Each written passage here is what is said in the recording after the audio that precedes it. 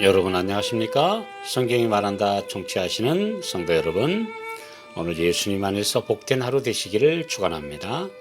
오늘 계시록 강해는 4장 6번째로 위엄의 보좌라는 주제로 함께 은혜를 나누겠습니다. 요한계시록 4장 5절, 보좌로부터 번개와 음성과 뇌성이 나고 보좌 앞에 7 등불 켠 것이 있으니 이는 하나님의 7 영이라. 하나님의 모습은 인간이 아무도 볼 수 없기 때문에 사도 요한은 빛나는 보석과 광채로 가리워진 광경만 묘사하고 있습니다. 그래서 이후에는 보좌에서 발해지는 놀라운 번개와 우레소리만 기록하고 있습니다. 이러한 광경은 하나님께서 직접 임하실 때마다 나타났던 모습입니다. 시편 77편 18절, 회리바람 중에 주의 우레의 소리가 있으며 번개가 세계를 비추며 땅이 흔들리고 움직였나이다. 시편 18편 13절, 여호와께서 하늘에서 뇌성을 발하시고 지존하신 자가 음성을 내시며. 사람이 결코 제어할 수 없는 천연계의 슈퍼파워가 번개와 우레소리입니다. 이것은 하나님의 권능과 위엄을 잘 묘사하고 있습니다.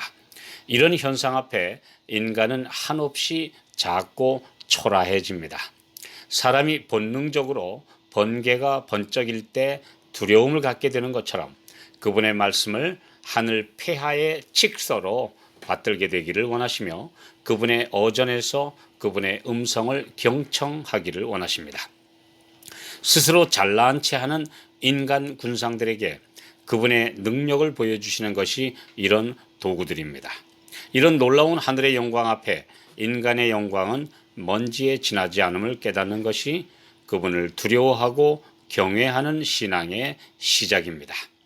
세계 최강대국이던 바벨론의 느부갓네살 왕과 페르시아의 다리오 왕이 하나님의 능력을 잠깐 본 후에 온 제국에 사시는 하나님 앞에 떨며 두려워하라는 칙령을 내렸음을 기억해야 합니다.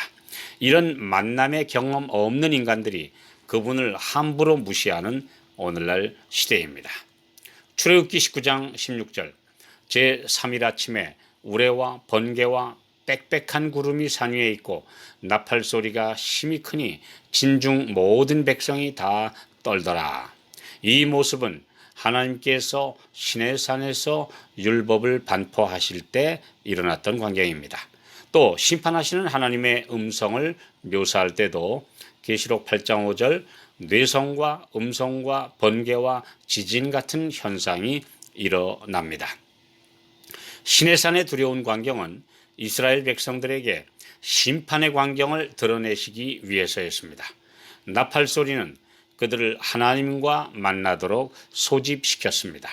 재림시에 데살로니가 전서 4장 16절, 천사장의 소리와 하나님의 나팔은 온 세상의 산자나 죽은 자를 물러나고 심판자 앞에 서도록 소집하시는 것입니다. 오늘날 지극히 높으신 하나님을 인간들이 마음대로 만홀히 여기고 그분이 우레소리로 선포하신 십계명을 무시하고 있습니다. 성경에 거듭거듭 그분의 위엄과 두려운 모습이 기록된 목적은 티끌 같은 인간들의 무례와 신성모독을 경고하시기 위함입니다. 심판에 대한 그 많은 말씀들을 덮어버리고 그분의 사랑만 강조하는 가르침은 하나님을 제대로 드러내지 않는 가르침이며 그분을 무시하는 것입니다. 신명기 5장 23절로 28절, 시내산의 두려운 광경을 본 이스라엘의 장로들과 대표들은 2번 다시 그 떨리는 자리에 서지 않게 해달라고 간청하면서 그 말씀에 순종하겠다고 말했습니다. 그때 하나님께서는 다음과 같이 대답하셨습니다. 신명기 5장 28절 29절, 여호와께서 내게 이르시되 이 백성이 네게 말하는 그 말소리를 내가 들은즉 그 말이 다 옳도다. 다만 그들이 항상 이 같은 마음을 품어 나를 경외하며 나의 모든 명령을 지켜서 그들과 그 자손이 영원히 복받기를 원하노라.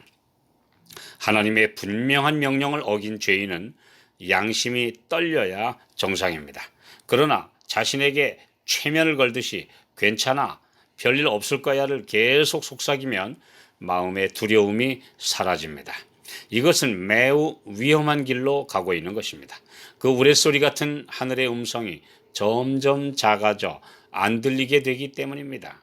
죄를 지을 때 가슴이 쿵쾅거리는 경험, 이건 아직까지 양심이 살아있는 것이며 하나님의 성령이 내 마음에 말씀하고 그 메커니즘이 작동하고 있다는 것입니다. 그러나 가슴이 쿵쾅거리는 경험이 없이 악을 행한다고 하는 것은 점점 그 소리가 들리지 않는 위험한 상태라는 증거입니다.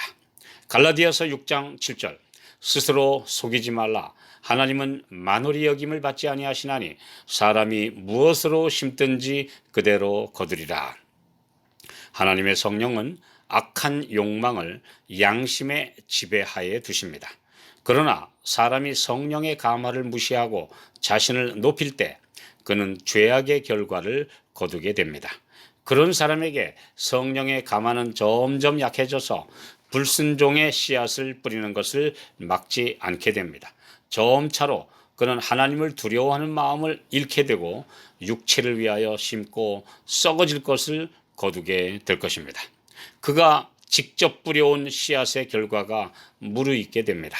그는 하나님의 거룩한 계명을 멸시하고 있습니다. 그의 육의 마음은 돌같이 딱딱해집니다. 진리를 거절해 왔기 때문에 그는 죄 가운데 굳어져 버립니다. 그런 사람에게 호세아 4장 17절, 에브라임이 우상과 연합하였으니 버려두라는 두려운 선고가 내려집니다. 보좌 앞에 7등불 켠 것이 있으니 이는 하나님의 7영이라. 이 말은 하나님의 영이 7분이라는 뜻이 아니라 완전하시고 충만하심을 표현하는 말입니다.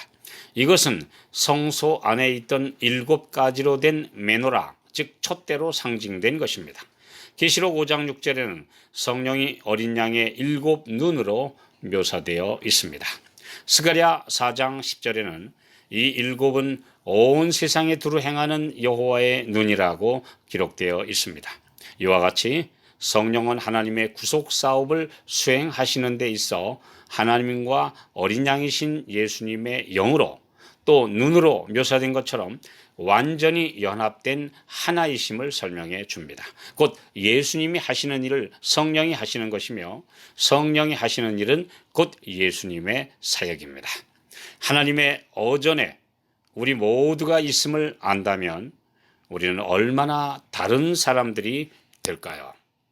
이 문제를 깊이 생각할 때마다 오늘 영광의 하나님, 그분이 말씀하신 그 말씀에 오늘 우리가 엄숙히 순종하는 하나님의 자녀가 되는 것, 이것이 참된 믿음의 길임을 다시 한번 깨닫게 됩니다.